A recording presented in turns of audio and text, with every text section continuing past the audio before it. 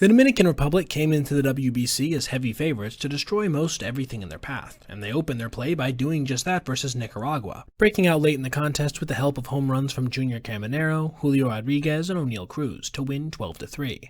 2 days later, they were back at it against the Netherlands, and man oh man did this game today feature one of the most brutal mercy rulings I've ever seen sustained in the WBC. Things began quick for the DR, who notched a 1-out RBI single in the top of the first off the bat of Vladimir Guerrero Jr. Then, after a throwing error on what probably should have been an inning-ending double play, this doubled to 2-0. The Netherlands, however, struck back nearly immediately, as in the top of the second, former big league shortstop Didi Gregorius, who hadn't played in the MLB since 2022, crushed a 1-out homer, cutting the Dominican lead in half. But unlike some of the games we've seen so far in the Classic that would feature long stretches of competitive play, this one would see some notable offense throughout, and enough so to put some distance between the two squads, with Vladdy Jr. crushing his first home run of the tournament in the third to make it 5-1, then Jr. rocking his second in the fifth. A 424-foot shot, absolutely labeled at 116 miles an hour, one of the hardest ever tracked in the tournament. And Austin Wells' long ball 2 hitters later, then Ketel Marte's sacrifice fly made the score 10-1 in the blink of an eye. This meant that when Juan Soto came up in the bottom of the seventh with 2 outs, he had a chance to do something you don't really see in professional baseball, walk a team off via mercy rule, and he would do just that, demolishing a slider 419 feet to center field at 109 miles an hour, officially ending the contest at a 12-1 final. But it wasn't just the on-the-surface score that was ridiculously dominant. Pretty much everything about this game was for the DR. They had 4 home runs, 11 walks, and a 4-for-9 performance with runners in scoring position.